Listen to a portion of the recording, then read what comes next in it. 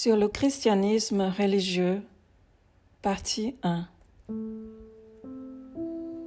Imaginons le suivant scénario. L'Église est enlevée, comme nous révèlent les Écritures.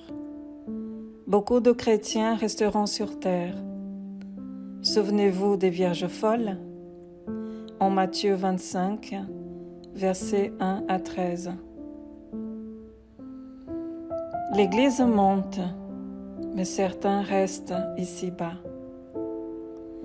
Et ceux qui resteront supplieront le Seigneur pour être emmenés.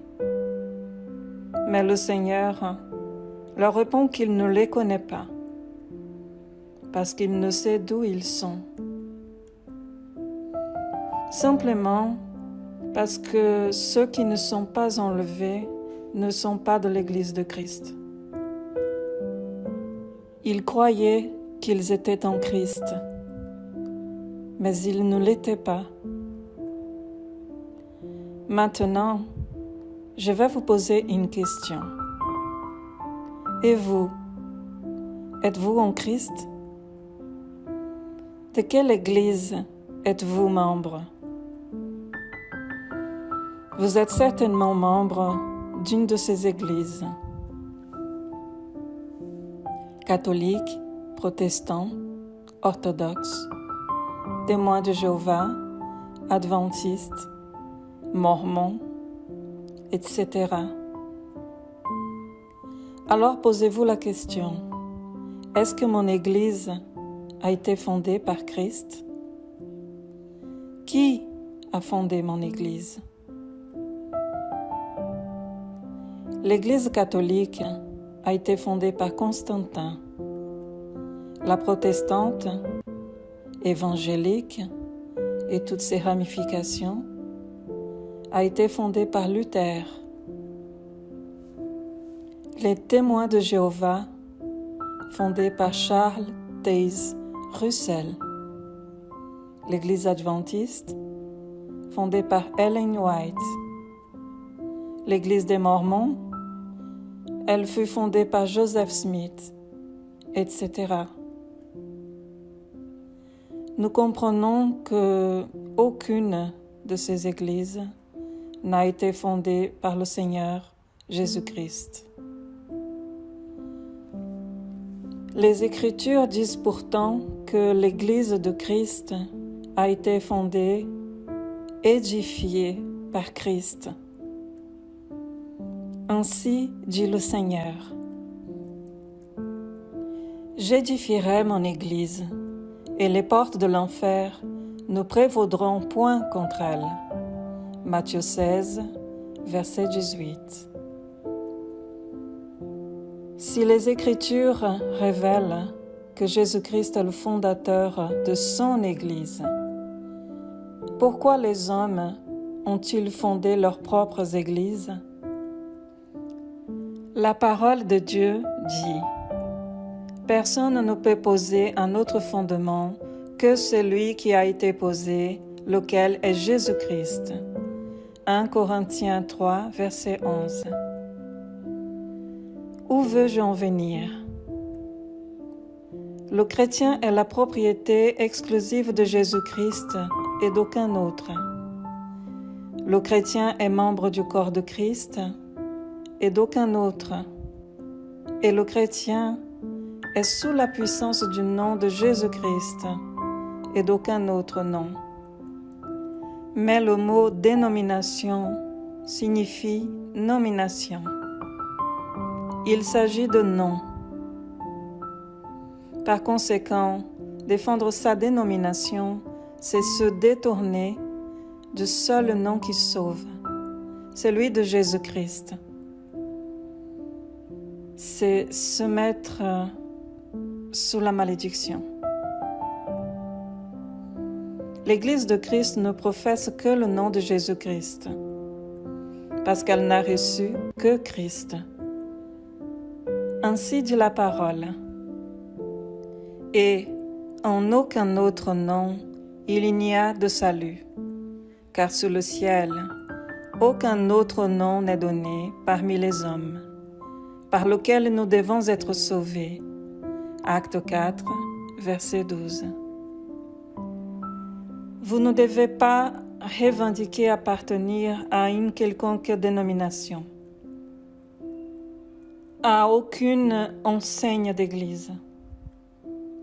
Soit vous êtes de l'Église de Christ, soit vous appartenez à une autre Église non fondée par Christ. Religion signifie relié à Dieu. Le Christ est donc la seule et vraie religion qui nous réconcilie avec le Père par son sacrifice. Christ n'est pas une religion fondée par des hommes, mais Christ est la religion fondée par Dieu. Christ ne connaît pas les membres de l'Église des hommes, mais seulement les membres de son corps, de sa propre Église fondée par lui.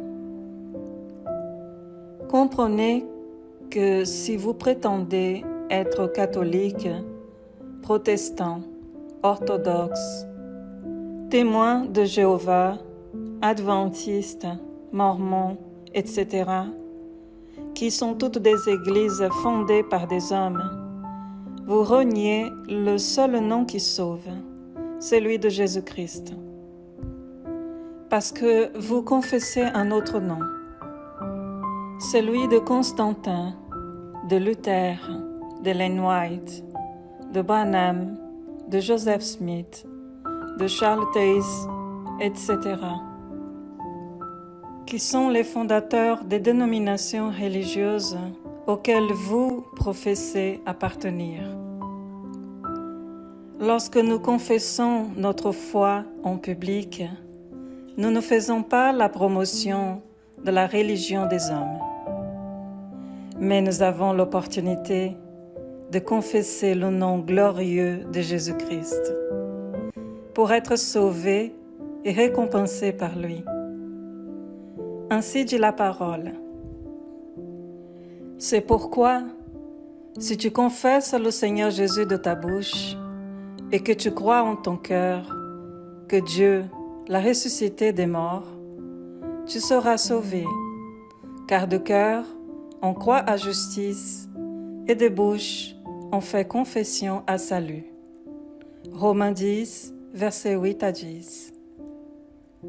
De plus, vous pouvez chercher dans les Écritures un seul chrétien ayant fondé sa propre dénomination.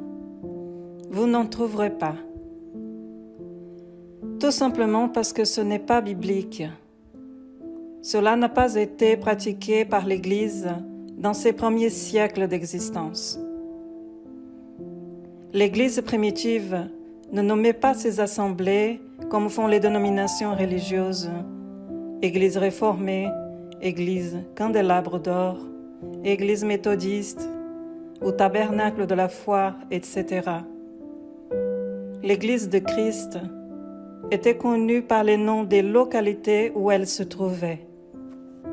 Ainsi, l'Église de Corinthe étaient les chrétiens qui habitaient la ville de Corinthe, comme l'Église qui était dans la ville d'Éphèse, de Thyatire ou de Laodicée, et ainsi de suite. Donc les églises étaient identifiées non pas par les noms des assemblées, mais par des localités où elles se trouvaient.